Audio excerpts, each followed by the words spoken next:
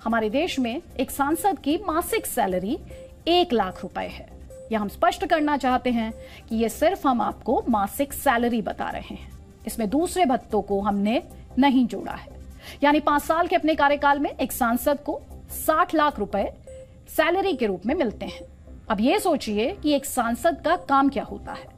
अपने क्षेत्र की जनता के लिए काम करना, सड़कें खराब हों तो उनकी मरम्मत करवाना, नई सड़कों का निर्माण कराना, सरकारी योजनाओं का लाभ लोगों को दिलाना और अपने क्षेत्र के मुद्दों को संसद में उठाना। अब अगर किसी क्षेत्र के लोगों को लगता है कि उनके सांसद ने अपने 5 साल के कार्यकाल में इनमें से कोई काम नहीं किया, तो क्या वो सांसद इसकी जिम्मेदारी लेते हुए अपने 5 साल का वेतन वापस लौटाते हैं? जवाब है नहीं। सांसद ही क्यों, मुख्यमंत्री, मंत्री, विधायक, किसी सरकारी अधिकारी ने कभी ये कहते हुए अपना वेतन वापस नहीं लौटाया होगा कि वो जनता के लिए कुछ नहीं कर पाए।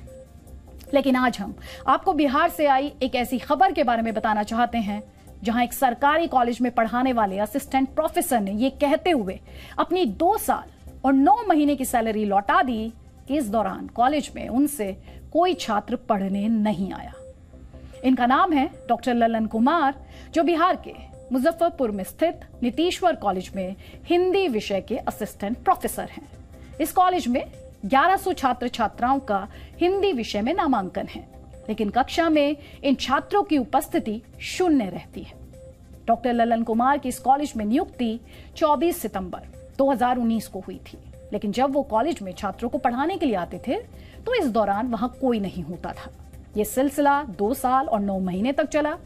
इस दौरान इस असिस्टेंट प्रोफेसर को कॉलेज की तरफ से सैलरी के रूप में 23,82,228 रुपए मिले, यानी करीब करीब 24 लाख।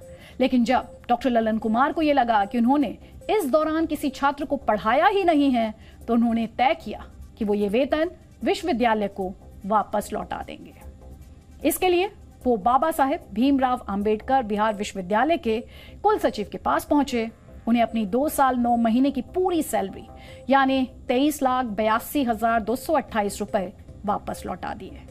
कुल सचिव ने पहले तो ये पैसा लेने से इनकार कर दिया, लेकिन जब डॉक्टर ललन कुमार अपनी जिद पर अड़े रहे तो उन्हें उनसे ये चेक मजबूरन लेना ही पड़ा।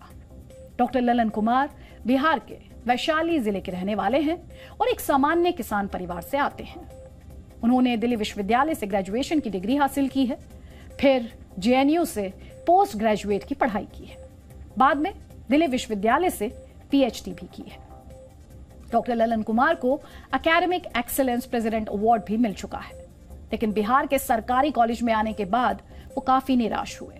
उन्होंने ये देखा कि कॉलेज का कोई छात्र क्लास में पढ़ने के लिए आना ही नहीं चाहता और जो काम वो कर नहीं पा रहे हैं उसके लिए उन्हें हर महीने कॉलेज की तरफ से सैलरी दी जा रही है और इसीलिए उन्होंने अपनी सैलरी लौटा दी।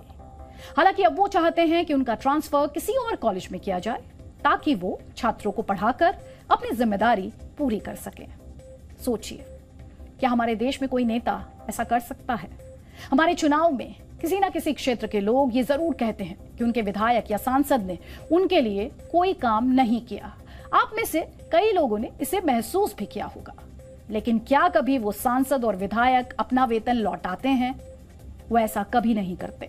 लेकिन आज डॉक्टर ललन कुमार ने देश के सामने एक बड़ा उदाहरण जरूर पेश किया है।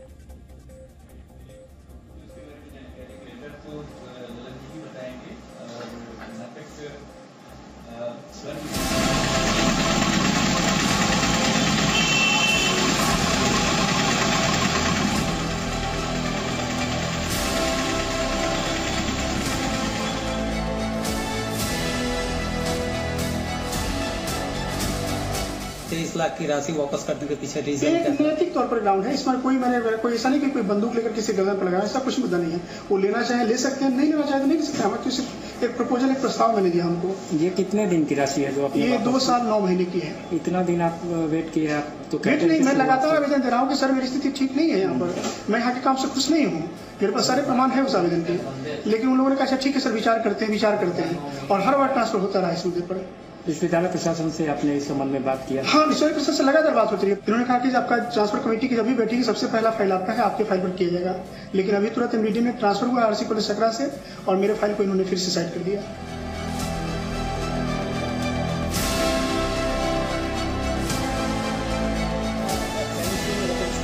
करते हैं वो कहाँ करते हैं? पैसा वापसी दबाव बनाने के लिए या छात्रों को आप नहीं पढ़ा पाए इसके लिए? नहीं, पैसा वापसी सिर्फ नैतिक तौर पर है, न दबाव बनाने के लिए, न छात्रों को क्लास एक मुद्दा नहीं उस मुद्दे पर। ये सिर्फ मैं अपना तो कह चुकी हूँ, यूनिवर्सिटी प्रशासन जो पैसा दिया या बिहार सरकार ने जो पैसा दिया ट्रेजरी के माध्यम से, वो पैसा मुझे लगता है कि ये ठीक नहीं है। जो कहते हैं ना कि एक तरह से हराम का पैसा, ये हराम का पैसा स्थिति है। मैं ऐसे पैसे को ठीक नहीं समझता। जहाँ पर मैं काम कर संतुष्ट हूँ वो पैसा मैं लेना चाहूँ।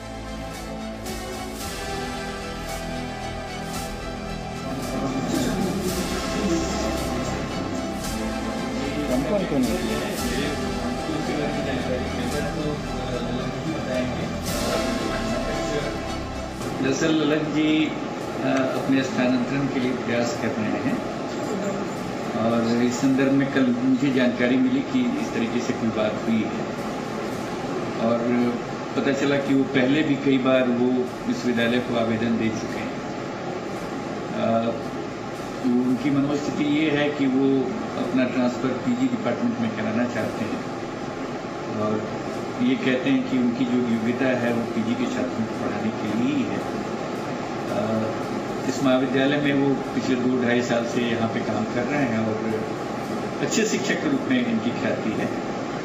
और लेकिन अब वो कहते हैं कि वो संतुष्ट नहीं है, जैसा उनको होना चाहिए था वैसा प्राप्त नहीं है। वो तो बेहतर जानते हैं कि कैसा बेहतर होना चाहिए, उनको तो और बेहतर करने का उपाय करना चाहिए।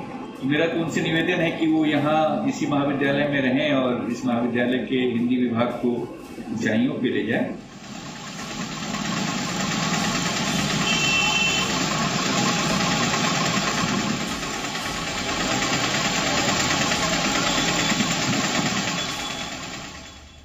तो हमारी इस रिपोर्ट को देखने के बाद बड़ा सवाल यही है, क्या इन असिस्टेंट प्रोफेसर से हमारा सिस्टम सबक लेगा?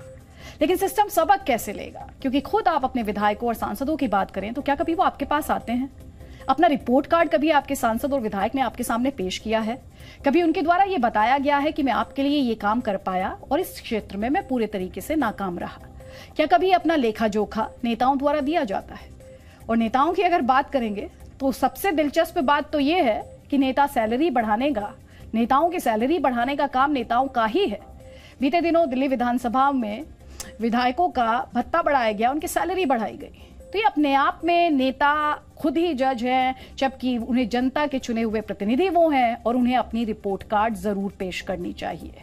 सवाल यहां पर यह भी उठता है कि एक तरफ सिस्टम जो है वो परफॉर्मेंस की बात करता है, लेकिन कभी नेताओं की परफॉर्मेंस का असेसमेंट क्यों नहीं होता? और ये वो नेता हैं जिन्हें लेकर आप कई बार पढ़ते और सुनते होंगे कि ये पार्लियामेंट में या विधानसभा में एब्सेंट रहते हैं, अनुपस्थित रहते हैं। तो ऐसे में जिनकी एब्सेंट ज्यादा है, क्योंकि अगर आप काम करते हैं या अगर आप पढ़ते भी हैं और अगर आप एब्सेंट रहते हैं तो अक्सर आपसे सवाल पूछा जाता है। लेकिन नेताओं पर यह नियम लागू क्यों नहीं होता?